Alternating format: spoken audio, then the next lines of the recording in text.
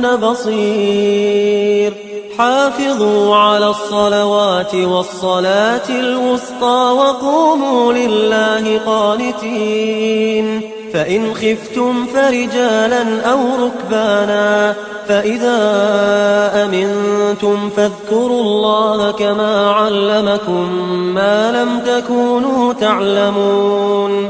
والذين يتوفون منكم ويذرون أزواجا وصية لأزواجهم متاعا إلى الحول غير إخراج، فإن خرجن فلا جناح عليكم فيما فعلن في أنفسهن من معروف، والله عزيز حكيم. وللمطلقات متاع بالمعروف حقا على المتقين، كذلك يبين الله لكم آياته لعلكم تعقلون. ألم تر إلى الذين خرجوا من ديارهم وهم ألوف حذر الموت فقال لهم الله موتوا ثم أحياهم، إن الله لذو فضل على الناس ولكن أكثر الناس لا يشكرون.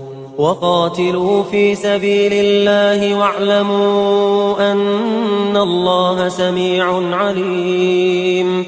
من ذا الذي يقرض الله قرضا حسنا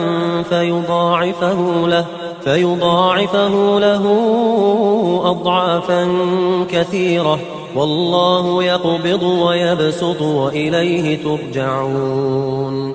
ألم تر إلى الملأ من بني إسرائيل من بعد موسى إذ قالوا لنبي لهم ابعث لنا ملكا نقاتل في سبيل الله، قال هل عسيتم إن كتب عليكم القتال ألا تقاتلوا؟ قالوا وما لنا لا نقاتل في سبيل الله وقد أخرجنا من ديارنا وأبنائنا، فلما كتب عليهم القتال تولوا إلا قليلا منهم، والله عليم بالظالمين.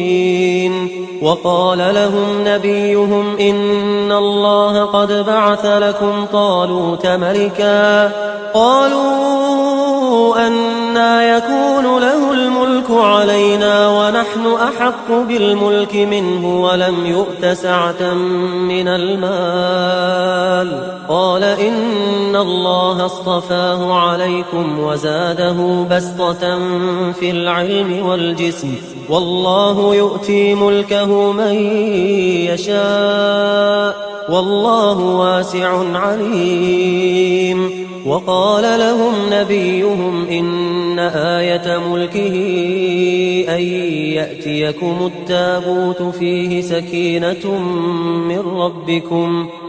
سكينة من ربكم وبقية مما ترك آل موسى وآل هارون تحمله الملائكة، إن في ذلك لآية لكم إن كنتم مؤمنين.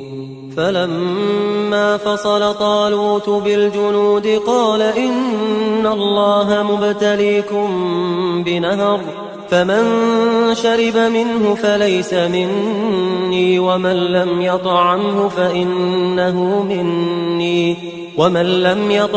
فإنه مني إلا من اغترف غرفة بيده، فشربوا منه إلا قليلا منهم، فلما جاوزه هو والذين آمنوا معه قالوا لا طاقة لنا اليوم بجالوت وجنوده، قال الذين يظنون أنهم ملاقو الله كم من فئة قليلة غلبت فئة كثيرة بإذن الله والله مع الصابرين.